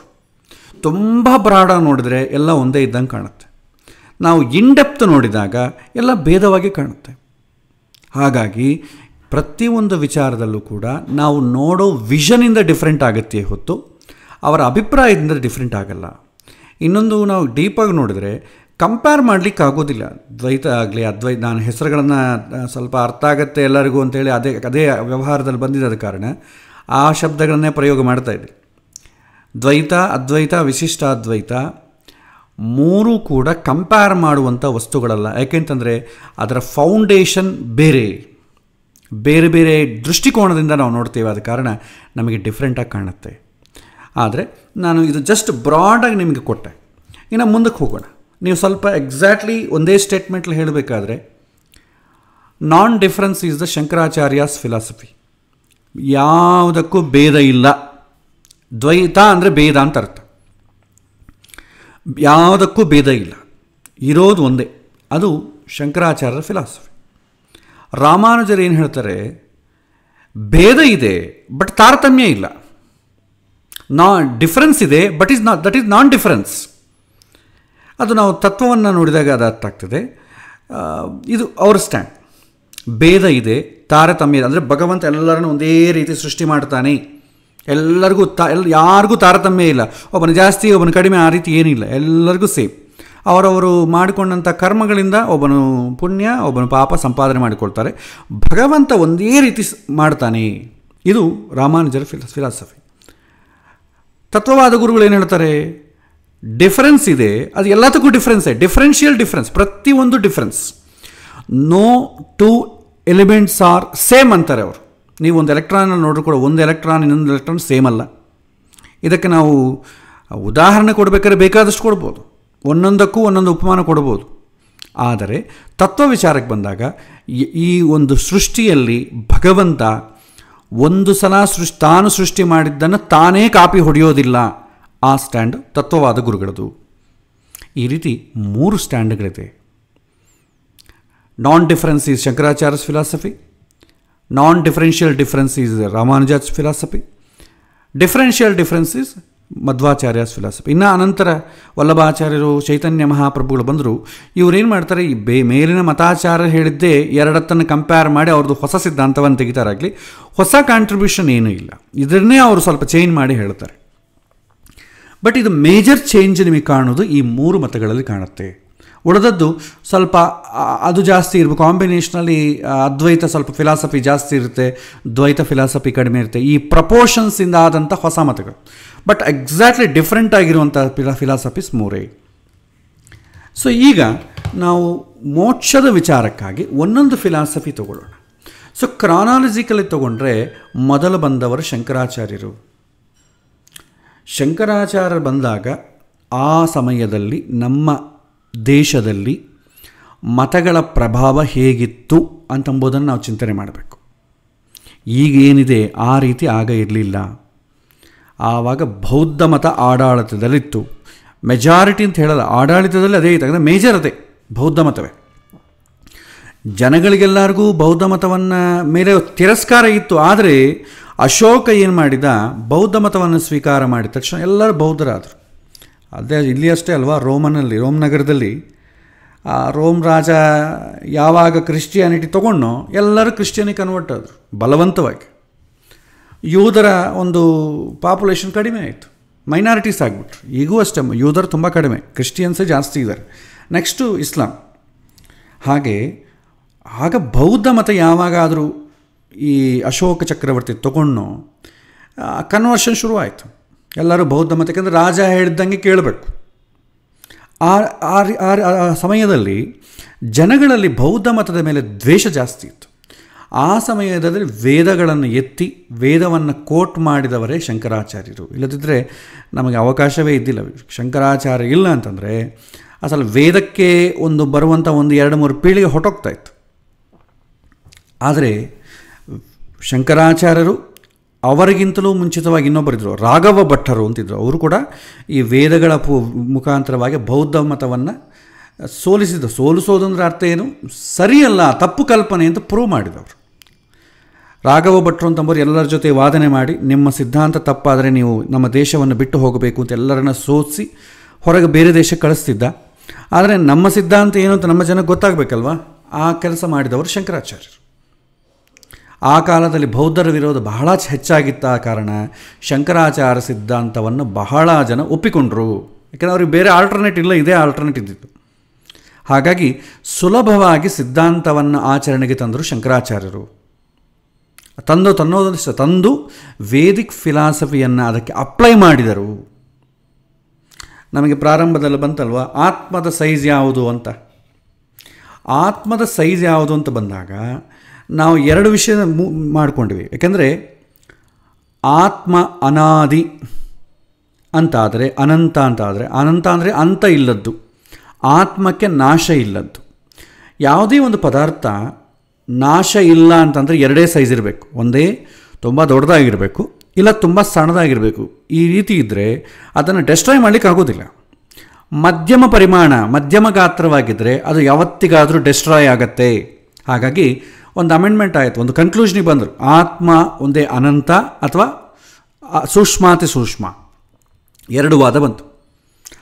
ತಾರ್ಕಿಕರು ಆತ್ಮ ಅನಂತ ಅಂತ ಹೇಳಿದ್ರು. ಪ್ರಾರಂಭದಲ್ಲಿ ನಾವು ನೋಡಿದ್ರಿ, ಲಾಜಿಷಿಯನ್ಸು, ನೈಯಾಯಿಕರು ಆತ್ಮ ಅನಂತ, ಅದು ಅನಂತ ಒಂದೇ ಅಲ್ಲ, ನನ್ನ ಆತ್ಮ ನಿನ್ನೊಳಗಿದೆ, ನಿನ್ನ ಆತ್ಮ ನನ್ನೊಳಗಿದೆ, ಎಲ್ಲ ಆತ್ಮಗಳು ಅನಂತ ಅಂತ ಬಂತು. ಆವಾಗ ಶಂಕರರು ಬಂದರು, ಎಲ್ಲ ಆತ್ಮಗಳು ಅನಂತವಾದರೆ ಒಂದರ ಮೇಲೆ ಒಂದು ಓವರ್ಲ್ಯಾಪ್ ಹಾಕ್ಕೊಂಡು, ಯಾಕಪ್ಪ ಈಗ ನನ್ನ ಆತ್ಮ ಇದೆ, ನನ್ನ ಆತ್ಮನ ಫಂಕ್ಷನಿಂಗ್ ನನ್ನೊಳಗೆ, ನಿನ್ನೊಳಗೆ ಯಾಗಿದ್ದು ಏನು ಮಾಡಬೇಕು, ಫಂಕ್ಷನಿಂಗೇ ಇಲ್ವಲ್ಲ. ಹಾಗಾಗಿ ಏನು ಮಾಡಿದರು, ಎಲ್ಲ ಆತ್ಮಗಳು ಆತ್ಮ ಅನಂತ ಆದರೆ, ಆತ್ಮ ಅನಂತ ಆದರೆ ಮಾತ್ರವೇ, ಆಮ್ನಿ ಪ್ರೆಸೆಂಟ್ ಆದರೆ ಮಾತ್ರವೇ ಡೆಸ್ಟ್ರಾಯ್ ಮಾಡಲಿಕ್ಕೆ ಆಗೋದಿಲ್ಲ ಅಂತ ಆದರೆ ಒಂದೇ ಆತ್ಮ ಸಾಕು ಅಂತ ಏಕಾತ್ಮವಾದ ಅಂತ ಬಂತು. ಇರೋದು ಒಂದೇ ಆತ್ಮ. ಒಂದೇ ಆತ್ಮ ಅಂತಂಬೋ ಕಾನ್ಸೆಪ್ಟಿಂದ ಬೆಳೆದದ್ದು ಅದ್ವೈತ ಅಥವಾ ಮಾಯಾವಾದ. ಮತ್ತು ಎರಡನೇದು, ದೊಡ್ಡದಾಗಿಲ್ಲ ಅಂತಂದರೆ, ಆತ್ಮ ಅನಂತ ಅಲ್ಲ ಅಂದರೆ ನೆಕ್ಸ್ಟ್ ಏನಾಗಿರಬೇಕು, ತುಂಬ ಅಣುವಿಗಿಂತ ಸಣ್ಣದಿರಬೇಕು. ಎಲ್ಲ ಈಗ ಆಟಮ್ ಅಂತೀವಲ್ಲ, ಆಟಮ್ ಅಂದರೆ ಆತ್ಮ ಅಂತ ಅರ್ಥ. ಅವರಿಗೆ ಇಂಗ್ಲೀಷ್ ಅವ್ರಿಗೆ ಸರಿಯಾಗಿ ಪ್ರಯೋಗ ಮಾಡಲಿಕ್ಕೆ ಟಿ ಬರಲ್ಲ, ಬರಲ್ಲ, ಟಾ ಬರ್ತದೆ ಅವ್ರಿಗೆ. ಆಟಮ, ಅದು ಆಟಮ್ ಆಯಿತು. ಸೊ ಅಣುವಿಗಿಂತ ಸಣ್ಣದಾದದ್ದನ್ನು ನೀವು ಅದನ್ನು ಡೆಸ್ಟ್ರಾಯ್ ಮಾಡೋದು ಹೇಗೆ, ಮಾಡಲಿಕ್ಕಾಗೋದಿಲ್ಲ. ಹಾಗಾಗಿ ಆತ್ಮ ಅಣುವಿಗಿಂತ ಸೂಕ್ಷ್ಮ ಅಂತಂಬೋ ಕಾನ್ಸೆಪ್ಟಿಂದ ತತ್ವವಾದ ಬೆಳೆದು ಬಂತು. ಎರಡೂ ಬೇರೆ ಸ್ಟ್ಯಾಂಡಲ್ಲಿದೆ, ಇದು ತಿಳ್ಕೊಳ್ಳಿ. ಮಾಯಾವಾದದ ಫೌಂಡೇಶನ್ ಬೇರೆ, ತತ್ವವಾದದ ಫೌಂಡೇಶನ್ ಬೇರೆ. ಎರಡೂ ಸೇಮ್ ಅಲ್ಲ. ಸೇಮ್ ಅಲ್ಲದಾಗ ನೀವು ಕಂಪೇರ್ ಮಾಡಲಿಕ್ಕೆ ಆಗೋದಿಲ್ಲ. ಆದರೆ ನಾವು ಇವತ್ತಿಗೂ ದ್ವೈತ ಗಲಾಟೆ ಮಾಡಿಕೊಡ್ತಾನೆ ಇರ್ತದೆ. ಯಾಕಂದರೆ ಅದಕ್ಕೆ ಬೇಸೇ ಬೇರೆ. ಆತ್ಮ ಅನಂತ ಅಂಬೋ ಕಾನ್ಸೆಪ್ಟಲ್ಲಿ ಮಾಯಾವಾದ ಬೆಳೀತು, ಆತ್ಮ ಸೂಕ್ಷ್ಮಾತಿ ಸೂಕ್ಷ್ಮ ಅಂತ ಅಂಬೋ ಕಾನ್ಸೆಪ್ಟಲ್ಲಿ ತತ್ವವಾದ ಬೆಳೀತು. ಸೊ ನೈಯಾಯಿಕರು, ಅದೇ ತಾರ್ಕಿಕರು ಹೇಳಿದಂಥ ಆತ್ಮ ಸರ್ವಗತ ಎನ್ನುವಂಥ ಕಾನ್ಸೆಪ್ಟನ್ನೇ ಶಂಕರಾಚಾರ್ಯರು ಮುಂದುವರಿಸಿದರು. ಮತ್ತು ಈಗೊಂದು ಇದಾಯಿತು, ಏಕಾತ್ಮವಾದವನ್ನು ಶಂಕರರು ಮುಂದುವರಿಸಿದರು. ಅಂದರೆ ಆತ್ಮ ಒಂದೇ ಮತ್ತು ಅದು ಸರ್ವಗತ, ಒಂದೇ ಆತ್ಮ ಇರೋದು, ಅದು ಎಲ್ಲ ಕಡೆ ಇರೋದು. ಆದರೆ ಆತ್ಮ ಒಂದೇ, ಆದರೆ ದೇಹ ಮಾತ್ರ ಬೇರೆ. ದೇಹದಲ್ಲಿ ಪ್ರವೇಶ ಮಾಡಿದಾಗ ಬೇರೆ ಬೇರೆ ಆಗಿ ಕಾಣುತ್ತೆ, ಅದನ್ನೇ ಮಾಯೆ ಅಂತಾರೆ.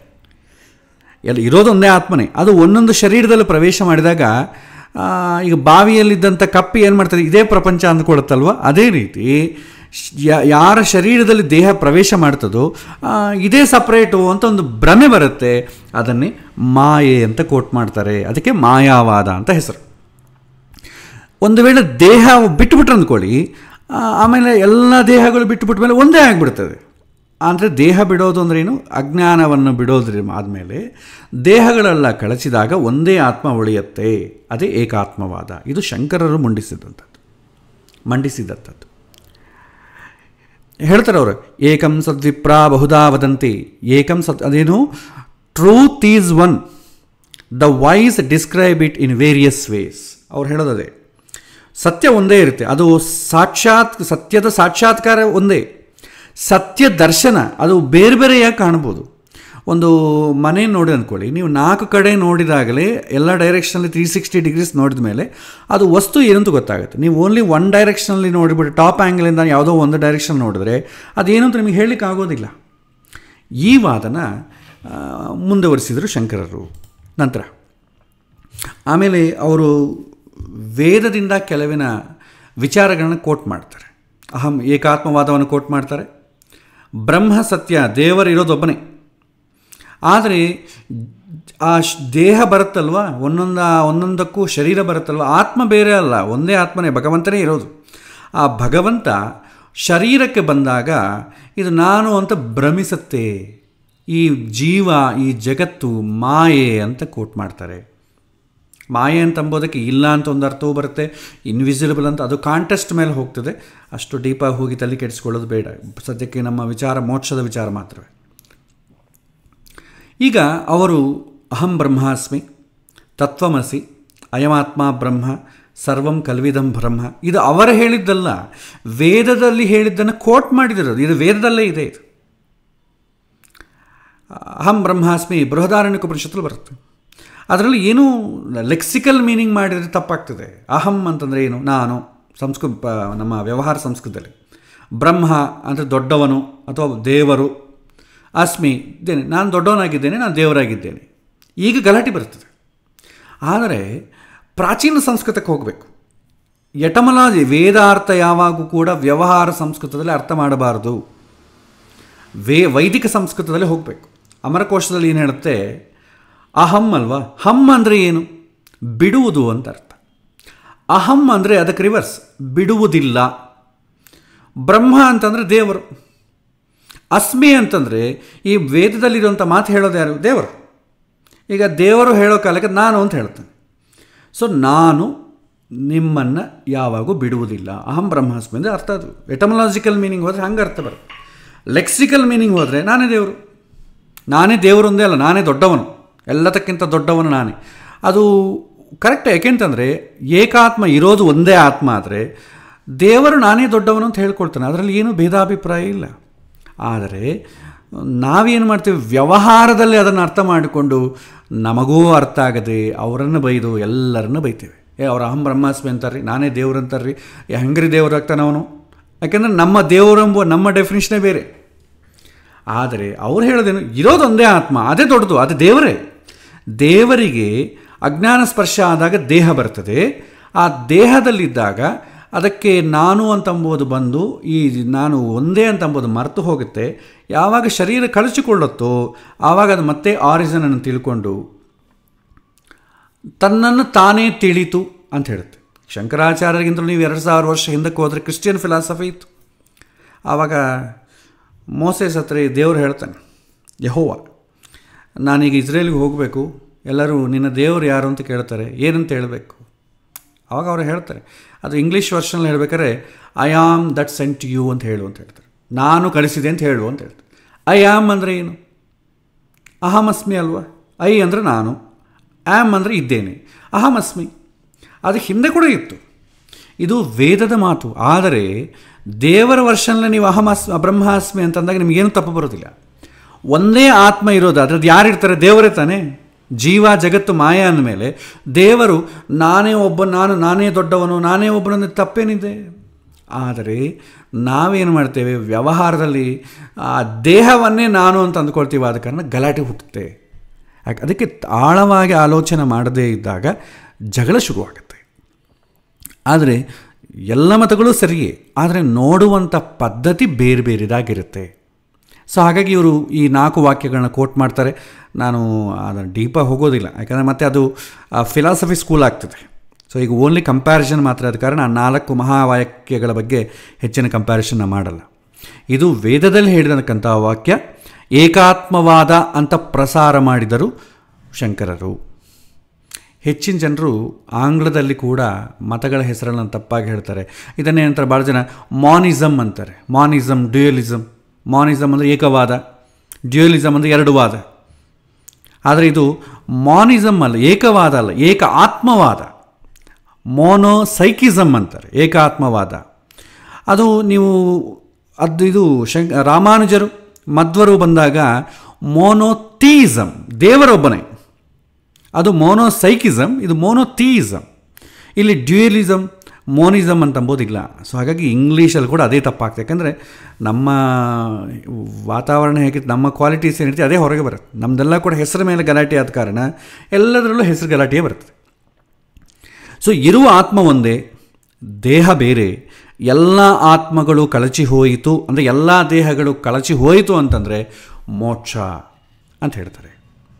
ಅಂದರೆ ಆತ್ಮ ಯಾವಾಗೂ ಮೋಕ್ಷದಲ್ಲೇ ಇರುತ್ತೆ. ಆದರೆ ದೇಹಕ್ಕೆ ಬಂದಾಗ ಮೋಕ್ಷದಲ್ಲಿ ಇದ್ದಿದ್ದು ಮರೆತು ಹೋಗುತ್ತೆ. ಆ ಮರೆತು ಹೋಗೋದು ನೆನಪಾಗೋದೇ ಮೋಕ್ಷ ಅಂತಂತಾರೆ. ಅವರಿಗೆ ಎಲ್ಲಿ ಹೋಗೋ ಕಾರ್ಯಕ್ರಮ ಇಲ್ಲ. ಮೋಕ್ಷ ಅಂತಂದರೆ ಅದೊಂದು ಲೋಕ, ಅಲ್ಲಿಗೆ ಹೋಗಬೇಕು, ಆ ಥರ ಕಾರ್ಯಕ್ರಮಗಳೇನಿಲ್ಲ. ಯಥಾರ್ಥವನ್ನು ತಿಳಿಯೋದು ಮೋಕ್ಷ ಅಂತ ಹೇಳ್ತಾರೆ. ಸೊ ಈಗ ನೆಕ್ಸ್ಟ್ ಏನಾಯಿತು, ನಂತರ ಬಂದಂಥ ಗುರುಗಳಿಗೆ ಚಾಲೆಂಜಿಂಗ್ ಆಯಿತು. ಯಾಕಂದರೆ ಇದರ ಮೇಲೆ ಅನೇಕ ಪ್ರಶ್ನೆಗಳು ಹುಟ್ಟಿ ಬಂತು. ನಿಮಗೆ ಬೌದ್ಧ ಮತ ಇರೋವರೆಗೂ ನಿಮಗೆ ಡೆಮಾಕ್ರಸಿ ಇನ್ ಫಿಲಾಸಫಿ ಇಲ್ಲ. ಅವ್ರು ಏನು ಹೇಳ್ರೆ ಅದನ್ನು ಒಪ್ಕೋಬೇಕು. ಅದಕ್ಕೆ ವಿರುದ್ಧವಾಗಿ ನೀವು ಆಲೋಚನೆ ಮಾಡೋಂಗೇ ಇಲ್ಲ, ನೀವು ಚರ್ಚೆ ಮಾಡೋಂಗಿಲ್ಲ. ನಂತರದವರಿಗೆ ಸ್ವಲ್ಪ ಡೆಮಾಕ್ರಸಿ ಇನ್ ಫಿಲಾಸಫಿ ಸಿಕ್ಕಿದಾದ ಕಾರಣ ನಂತರ ಪ್ರಶ್ನೆಗಳು ಶುರುವಾಯಿತು. ಒಂದೇ ಆತ್ಮ ಇರೋದಾದರೆ, ಅಂದರೆ ಶಂಕರರ ನಂತರ ಬಂದಂಥ ಪ್ರಶ್ನೆಗಳು, ಒಂದೇ ಆತ್ಮ ಇರೋದಾದರೆ ಅವನಿಗೆ ದೇಹ ಯಾಕೆ ಬಂತು? ದೇಹ ಬರಬೇಕಾದ್ರೆ ಅಜ್ಞಾನ ಉಂಟಾಯಿತು, ಅಜ್ಞಾನ ಯಾಕೆ ಬಂತು? ಶಂಕರನ ನಂತರ ಬಂದಂಥ ಆಚಾರ್ಯ ಎಲ್ಲ ಕೂಡ ಕೋಟ್ ಮಾಡಿದ ಪ್ರಶ್ನೆ ಇದೆ. ಒಂದೇ ಆತ್ಮ ಇದ್ದದ್ದು, ಆದರೆ ಅದಕ್ಕೆ ಯಾಕೆ ಈ ಸಂಸಾರ ಬಂಧನೆ ಬಂತು? ಬಂದ ಮೇಲೆ ಅದು ಕಳಿಸಿಕೊಳ್ಳೋದಕ್ಕೆ, ಅದು ಹೋಗೋದಕ್ಕೆ ಎನ್ನುವಂಥ ಎಕ್ಸ್ಪ್ಲನೇಷನ್ ಮತ್ತೆ ನೋಡೋಣ. ಮೊದಲ ಬಂತು ಯಾಕೆ, ಶರೀರ ನನಗೆ ಯಾಕೆ ಬಂತು? ಇದಕ್ಕೆ ಶಂಕರರು ಉತ್ತರ ಕೊಡ್ತಾರೆ, ಇದು ಇನ್ಎಕ್ಸ್ಪ್ಲಿಕಬಲ್ ಅಂದರೆ ಏನು? ಯಾಕೆ ಬಂತು ಅಂತ ಹೇಳೋದಕ್ಕೆ ಆಗೋದಿಲ್ಲ, ಬರೋದಿಲ್ಲ. ಅದು ಅನಾದಿಯಿಂದ ನಡೀತಾ ಇದೆ. ಅದು ಯಾಕೆ ಬಂತು ಯಾರಿಗೂ ಗೊತ್ತಿಲ್ಲ. ಅಜ್ಞಾನದಿಂದ ಬಂತು ಅಂತ ಮುಂದುವರಿಸೋದಾದರೆ ಅಜ್ಞಾನ ಯಾಕೆ ಬಂತು ಎನ್ನುವಂಥ ಪ್ರಶ್ನೆ ಬರುತ್ತೆ. ಮೊದಲು ಚೆನ್ನಾಗಿತ್ತಲ್ವ, ಚೆನ್ನಾಗಿದ್ದಾಗ ಇದ್ದಕ್ಕಿದ್ದ ಯಾಕೆ ಬಂತು? ಆ ಪ್ರಶ್ನೆಗೆ ಉತ್ತರ ಹುಡುಕುವಂಥ ಕ್ರಮ ಶುರುವಾಯಿತು. ಅಜ್ಞಾನದಿಂದ ಬಂತು ಅಂತ ಆದರೆ ಅಜ್ಞಾನ ಯಾಕೆ ಬಂತು ಎನ್ನುವಂಥ ಪ್ರಶ್ನೆ ಹುಡುತ್ತೆ. ಜ್ಞಾನಾನಂದ ಸ್ವರೂಪನಾದಂಥ ಆತ್ಮಕ್ಕೆ ಅಥವಾ ಭಗವಂತನಿಗೆ ಯಾಕೆ ಅಜ್ಞಾನ ಬಂತು? ಅಂದರೆ ಭಗವಂತನ ಮೇಲೆ ಕೂಡ ಏನು ಫೋರ್ಸ್ ಇದೆ? ಯಾವುದೋ ಒಂದು ಫೋರ್ಸ್ ಇದ್ರೆ ತಾನೇ ಭಗವಂತಗೆ ಅಜ್ಞಾನ ಬರಲಿಕ್ಕೆ. ನಮ್ಮಂಥವ್ರಿಗೆ ಅಜ್ಞಾನ ಬರೋದ್ರೆ ಸಾಮಾನ್ಯ. ಆದರೆ ಭಗವಂತ ಜ್ಞಾನಾನಂದ ಸ್ವರೂಪ ಅಲ್ವಾ, ಆತನೇ ಸುಪ್ರೀಂ ಅಲ್ವಾ, ಆತಗೆ ಅಜ್ಞಾನ ಬಂದು ದೇಹ ಯಾಕೆ ಬಂತು? ಅದು ನಂತರದವರು ಮಾಡಿದಂಥ ಪ್ರಶ್ನೆ. ಇದಕ್ಕೆ ಶಂಕರರು ಕೆಲವಿನ ಕಡೆ ತಮಾಷೆಯಾಗಿ ಉತ್ತರ ಕೊಡ್ತಾರೆ. ಗೀತೆಯಲ್ಲಿ, ಗೀತಾ ಭಾಷೆಯಲ್ಲಿ 13ನೇ ಅಧ್ಯಾಯದಲ್ಲಿ ಅವ್ರು ಹೇಳ್ತಾರೆ, ನಾನು ಕಸ್ಯ ಅಜ್ಞಾನ, ಯಾರಿಗೆ ಅಜ್ಞಾನ ಇದೆ? ಅಜ್ಞಾನದಿಂದ ಯಾರಿಗೆ ಸಂಸಾರ ಹೇಗೆ ಬಂತು? ಜ್ಞಾನದಿಂದ ಮೋಕ್ಷ ಆದರೆ ಅಜ್ಞಾನ ಯಾರಿಗೆ? ಇರೋದು ಒಂದೇ ಆತ್ಮ ಆದರೆ ದೇವರಿಗೆ ಅಜ್ಞಾನ ಯಾಕೆ? ಈ ಪ್ರಶ್ನೆಗಳಿಗೆ ಶಂಕರಾಚಾರ್ಯ ತಮಾಷೆಯಾಗಿ ಉತ್ತರ ಕೊಡ್ತಾರೆ. ಆದರೆ ಸೀರಿಯಸ್ ಆಗಿ ಅವರು ಉತ್ತರ ಕೊಡಬೇಕಾದ್ರೆ ದಟ್ ಈಸ್ ಇನ್ಎಕ್ಸ್ಪ್ಲಿಕಬಲ್, ಅದು ತಿಳಿಯೋದಕ್ಕೆ ಬರೋದಿಲ್ಲ, ಅದು ಅನಾದಿಯಾಗಿದೆ. ನಮಗೂ ಬರ್ತಲ್ವ, ನಾನು ಏನೋ ಹಿಂದಿನ ಜನ್ಮದ ಕರ್ಮ ಮಾಡಿದ್ದಕ್ಕೆ ಇದು ತೊಂದರೆ ಬರ್ತಾಯಿದೆ. ನಾನು ಮೊದಲ ಸಲ ಹುಟ್ಟಿದಲ್ವ, ಮೊದಲ ಸಲ ಹುಟ್ಟಿದಾಗ ಕರ್ಮ ಯಾಕೆ ಏನೂ ಇಲ್ಲ, ಆವಾಗ ನಾನು ಯಾಕೆ ಕರ್ಮ ಮಾಡಿದೆ ಅಂತಂಬ ಪ್ರಶ್ನೆ ಬರ್ತದೆ. ಆವಾಗ ಹೇಳ್ತಾರೆ, ಇಲ್ಲ ಅದು ಹೇಳಲಿಕ್ಕಾಗೋಲ್ಲ, ಆತ್ಮ ಅನಾದಿ. ನಾನು ಯಾವಾಗ ಹುಟ್ಟಿದ್ದು ಅಂತಂದ್ರೆ ಯಾರು ಹೇಳಲಿಕ್ಕಾಗುತ್ತೆ? ಆತ್ಮ ಅನಾದಿ ಅಂತ ಹೇಳ್ತಾರೆ, ಅಂದರೆ ಗೊತ್ತಿಲ್ಲ. ಅನಾದಿ ಅಂದ್ರೇನು? ಅಂತ ಇಲ್ಲದ್ದು, ಆದಿ ಇಲ್ಲದ್ದು. ಅನಾದಿ ಅನಂತ ಅಂದರೆ ಅದೇ. ಯಾವಾಗ ಮೊದಲು ಗೊತ್ತಿಲ್ಲ, ಯಾವಾಗಂತ ಗೊತ್ತಿಲ್ಲ, ಅಂತ ಇಲ್ಲ ಅಂತ ಹೇಳ್ತಾರೆ. ಹಾಗಾಗಿ ಆತ್ಮಕ್ಕೆ ಅಜ್ಞಾನದ ಸಂಬಂಧ ಹೇಗೆ ಆಯಿತು ಅಂತ ಎನ್ನುವಂಥ ಪ್ರಶ್ನೆ ಖಚಿತವಾದ ಉತ್ತರ ಸಿಗಲಿಲ್ಲ. ಯಾಕೆ ಬಂತು ಅಂತ ಹೇಳೋದಕ್ಕೆ ಬರುವುದಿಲ್ಲ. ಅಜ್ಞಾನ ಯಾರಿಗೆ ಅಂತ ಡಿಫೈನ್ ಮಾಡಲಿಕ್ಕಾಗಲಿಲ್ಲ. ಶಂಕರಾಚಾರ್ಯ ನಂತರ ಬಂದವರಿಗೆ ಮೇಜರ್ ಪ್ರಶ್ನೆಗಳಿದೆ ಆಯಿತು. ಬಟ್ ಶಂಕರಾಚಾರ್ಯರಿಗೆ ಮಾತ್ರ ಬೌದ್ಧ ಮತದಿಂದ ನಮ್ಮವರನ್ನು ಸೇಫ್ ಗಾರ್ಡ್ ಮಾಡೋದೇ ಅವ್ರ ಕರ್ತವ್ಯ ಆಯಿತು. ಶಂಕರಾಚಾರ್ಯ ನಂತರ ಬಂದಂಥ ಗುರುಗಳಿಗೆ ಅವ್ರಿಗೇನಂಥ ದೊಡ್ಡ ಕೆಲಸ ಇಲ್ಲ, ಅವರಿಗೆ ಬೌದ್ಧ ಮತದ ಮೇಲೆ ಹೋರಾಟ ಇಲ್ಲ, ನಮ್ಮ ಜನದಲ್ಲೇ ಹೋರಾಟ ಶುರುವಾಯಿತು. ಹಾಗಾಗಿ ಅವ್ರ ಸ್ಟ್ಯಾಂಡ್ ಅವರನ್ನು ಕಂಪೇರ್ ಮಾಡಲಿಕ್ಕೆ ಆಗೋದಿಲ್ಲ. ಮತ್ತು ಅನಂತರ ಬಂದಂಥ ವೇದಾಂತ ಚಿಂತಕರಿಗೆ ಇರುವುದು ಒಂದೇ ಆತ್ಮ ಆದರೆ ಆತ್ಮಕ್ಕೆ ಯಾಕೆ ಅಜ್ಞಾನ ಬರುತ್ತೆ ಅಂತ, ಅಜ್ಞಾನ ಯಾಕೆ ಬರುತ್ತೆ ಅಂತ ಆದರೆ, ಒಂದು ವೇಳೆ ಇರೋದು ಒಂದೇ ಅದಕ್ಕೆ ಅಜ್ಞಾನ ಬಂತು ಅಂತ ಆದರೆ ದೇವರಿಗೆ ಅಜ್ಞಾನ ಬಂತು ಅಂತ ಆಯ್ತಲ್ವಾ? ದೇವರಿಗೆ ಅಜ್ಞಾನ ಇದೆ ಅಂತ ಹೇಗೆ ಒಪ್ಪಿಕೊಳ್ಳೋದು ಅಂತೇಳಿ ಭಾಳ ಜನ ಅದನ್ನು ನಿರಾಕರಣೆ ಮಾಡಿದರು. ಶಂಕರರ ಸಿದ್ಧಾಂತ ಪ್ರಕಾರ ಮೋಕ್ಷಕ್ಕೆ ಹೋಗುವಂಥ ಕಾರ್ಯಕ್ರಮ ಇಲ್ಲ. ಯಾಕೆ ಅಂತಂದರೆ ಇರೋದೇ ಒಂದು, ಎಲ್ಲಿಗೆ ಹೋಗಬೇಕು? ಅಸಲು ಇರೋದು ಒಂದಾದಮೇಲೆ ಅದು ಬೇರೆ ಎಲ್ಲಿ ಹೋಗ್ಲಿಕ್ಕೆ ಕಾರ್ಯಕ್ರಮವೇ ಇಲ್ಲ. ದೊಡ್ಡದು ಬೇರೆ, ಅನಂತ ಬೇರೆ, ಎಲ್ಲ ಕಡೆ ಇರುವವನಿಗೆ ಎಲ್ಲಿ ಹೋಗಬೇಕು? ಹಾಗಾಗಿ ಅವ್ರ ಕಾನ್ಸೆಪ್ಟಲ್ಲಿ ಮೋಕ್ಷ ಎಂಬ ಕಾನ್ಸೆಪ್ಟ್ ಇಲ್ಲ. ಈ ದೇಹ ಹೋಗಿಬಿಟ್ರೆ ಅನಂತ ಆತ್ಮ ಅಷ್ಟೇ. ಒರಿಜಿನಲ್ ಸ್ಟೇಟಸ್ನಲ್ಲಿ ಆತ್ಮ ಉಳಿಯುವುದು, ಮೋಕ್ಷಕ್ಕೆ ಹೋಗುವುದು ಅಂತ ಇಲ್ಲ. ಈ ದೇಹ ಹೋದರೆ ಮೋಕ್ಷವೇ ಇಲ್ಲ, ದೇಹ ಬಿಟ್ಟರೆ ಮೋಕ್ಷವೇ. ನಾನು ಎಲ್ಲಿಗೂ ಹೋಗಬೇಕಾದ ಕಾರ್ಯಕ್ರಮ ಇಲ್ಲ.